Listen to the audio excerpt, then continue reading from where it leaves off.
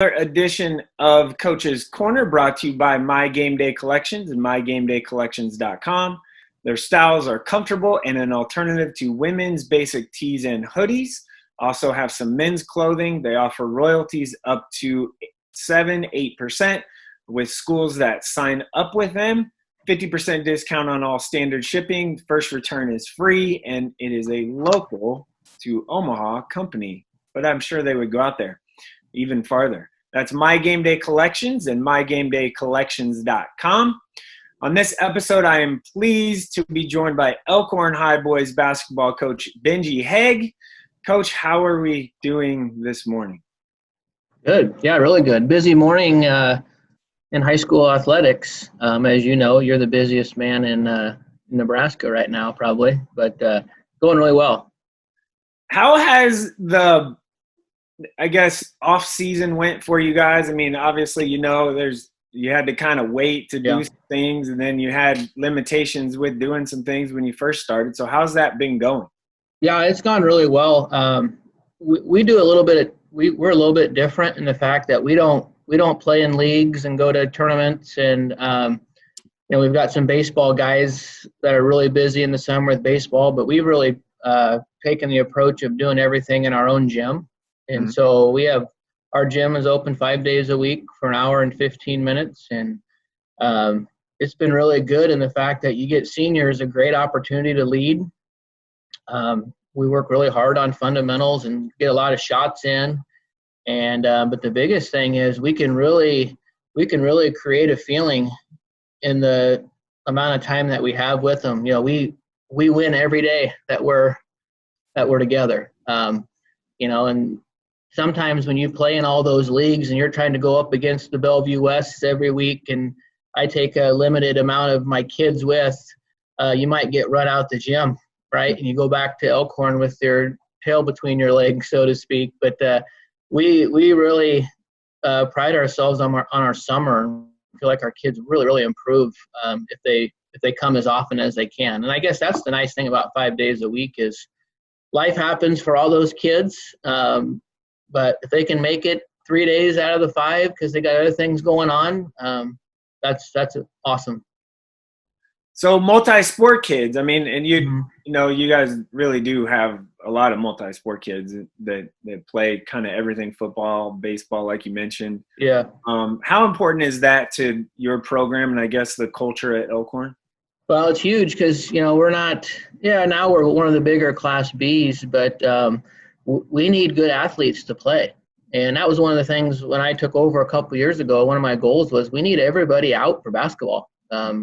And I'll work with the people. And so I know we're a pretty big baseball school. We've got a nice baseball program. And so in the past, we've had a lot of baseball guys that would just choose to focus on baseball for whatever reason. And so I've really tried to work hard to get those guys to come out because they're really good athletes, even if baseball is their third sport, and I've got a good relationship with Kyle McWright, the baseball coach here. And all of our coaches work really well together just to we want to provide a good experience for all of our kids. But I don't want them to have to choose if they don't want to. You only get to do this for such a limited window. I think of a guy like Drew Christo. Basketball is his third sport. Right. But he's still pretty good at it, right? And he really helps us. And he could easily just have said, "I'm just going to go do baseball for the next however many years." But I think he likes being around his friends, and we've provided a good environment for him. And I know Coach Wortman has done the same thing with football. But that's a school like us. We need all the bodies still, especially last year when we were in Class A. But I just want it to be a good experience for everybody, and playing multiple sports is part of that. You brought up leadership and your seniors and stuff at the beginning. You guys return a ton, basically the whole team, and a lot of them are going to be seniors this year. How much do you think that experience of winning a lot last year? I know you were an A team but played a B schedule, but whatever. But how much do you think that experience of winning as much as you guys did last year will help you going forward? Well, the winning breeds winning, and that was one of the things a few years ago, they were coming off a 4-19 season. And so my first year, we lost some really close games. We were hanging around. I think we finished 11-12. This would have been 18-19 season. But we were right there. We just couldn't figure out how to finish a game or make the play. And a lot of that was my fault too. I'd never been a head coach before, and here I am. So a lot of that was probably on me. But we've been able to grow together here. And, yeah, just the whole experience of getting to the state tournament and playing in those big games and packed crowds. And it just builds confidence. And, we've got there's a lot of good schools we'll play this year too. We've got a really hard schedule again and great programs. But I think we're going into every game now thinking we can win, right? And 2 years ago, that wasn't necessarily the case.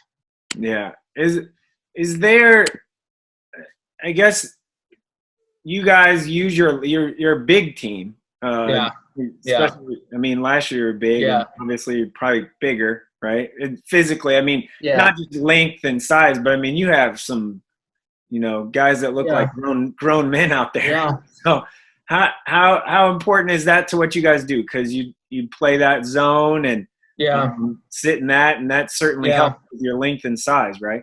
Yeah, 100%. And we lost 3 really good seniors. So I'd be foolish to not even recognize your Caden Schuttes and your Bryson Hoekstein and Tyler Beekman. They were fabulous leaders and really good players, and so we'll definitely miss those guys. But we do have a lot of size, and so it doesn't make a whole lot of sense for us to necessarily pick somebody up full court, right?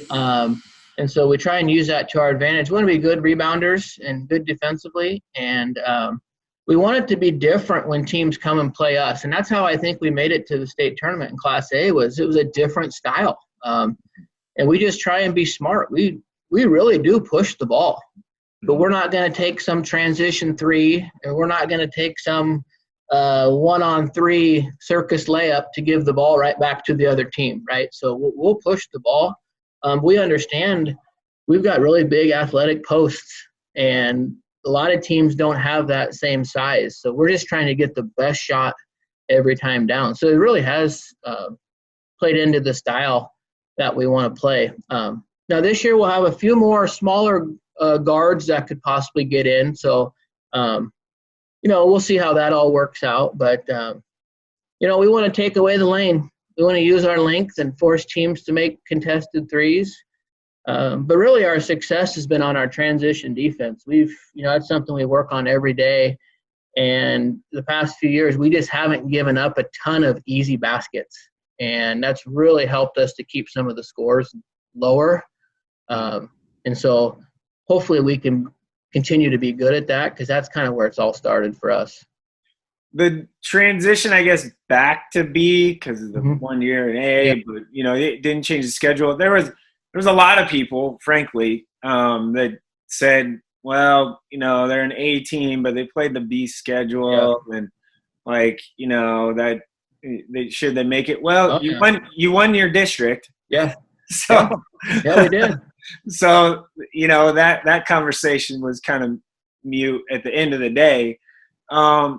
Moving back to B, I mean, is it a little more comfortable for you guys just because that's what you've sort of always known? I know you mentioned, the style is way different. Yeah. Speed and athleticism and stuff is different. Yeah. But is that something, moving back, does it feel more comfortable or right? Oh, I think so. Class B tends to be more in the 50s and 40s. Mm-hmm. And your Class A tends to be more in the 70s and 60s, right? And, our schedule is a lot of the same teams that we've played. But, just knowing at the end, not that we didn't think we could win our district last year. We always think we can win.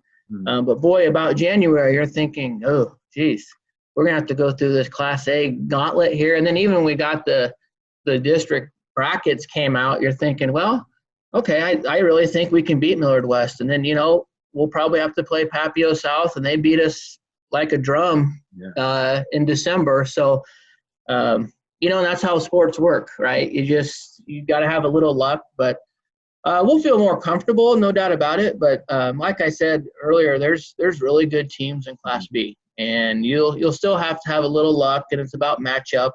But we won't play in any near the Class A teams. I think we just play Fremont this year, and that's our only A.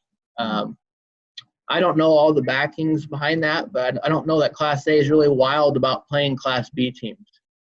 I remember once last year at some point we were like number 1 in wild card for Class A. And I was probably the most hated man in Class A because I don't know that we'd played 1A team. And we were like, 7-2 or whatever, and we were number 1. So I get Class A's point too. But, yeah, we did win our district, and so that made it kind of a moot point, I guess, a little bit. Yeah. Is your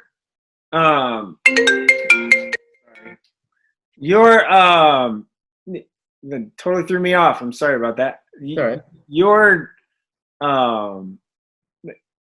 move, I guess, are you guys have Mount Michael on the schedule? I mean, they're going to be one of the top B teams. Yeah. I think you guys potentially should be too. Yeah. There's obviously Scud. I don't think's ever going to go away, especially with what they return. And Bennington's going to be good. I mean, the area Class B teams are going to be really good, and you guys will be one of those top ones. The Mount Michael Elkhorn game, is it first 1 to 40 wins, 41 to 38? Well, especially it's at their place, right, in that palace there. So you might have to have the first 100 people from Elkhorn get to be in the gym, and who knows how all this is all going, how many fans. Yeah, we have a chance. On paper we have a chance to be pretty good, but we have a lot of holes that still need to be filled because you're going to have some guys that just played JV last year, and now they're going to be seniors and might get a shot. And you're going to have some guys that were maybe some role players, and now they're going to be kind of thrust into this little higher profile position. So we'll still have to make plays, and we play in a tough conference. And you already mentioned Bennington, but Waverly's going to be good, and Norris. And Elkhorn North is going to have some good kids too because they were with us the last 2 years, and I know them. And a couple of them would have been playing for us probably this year. And so it's always fun to know that you have a chance, but there's a lot of factors that go into it. And we'll have to just really improve throughout the year and, just keep growing together like we've done the last couple of years. Okay, last one, and this is what I ask everyone, so I don't know if you've seen these, but I ask everybody the same question to end it. Not the most talented player you've ever coached, but favorite player you've ever coached.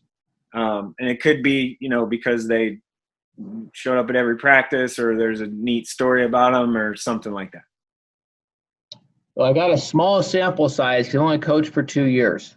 Right. And this is my 3rd year. It could be as an assistant or something. Yeah. Anywhere. Yeah, I'm going to go back. I love every one of my guys, that, and I tell them that I love them. But I'm going to go back to – I was a varsity assistant for Elkhorn a few years back when we had a guy by the name of Chris Weber. Mm-hmm. And Chris Weber went to go on and play football at Nebraska. But just the way he carried himself and the leadership qualities that he possessed was really, really cool. But I'm going to take it one step farther. I'm going to tell you one more. When I was an assistant in Aurora in 2000 to 2010, I got to coach my brother, Cody. Oh, wow. And he was a junior and a senior those years, and I was the JV coach. And so I got to be around him, and that was just awesome. For one, he was a nice, really good athlete, good basketball player, but it's just it was great to be around him every day and just loved him so much. It was fun to be a part of that, of his teams. You love that. You're a Central Nebraska guy. Yeah. Okay. Go ahead. Yeah, I'm from Hampton, right? Hampton's right by Aurora, in between York and Grand Island. So yeah, that's where I've been almost my whole life. That's okay. I won't hold it against Tony Chapman being a Hampton guy. Yeah, you're right. Yeah, he's a good buddy. Yeah. All right, Coach. I appreciate it. Thanks a lot, man. Yeah, thanks, Mike. Appreciate all you do. Thank you.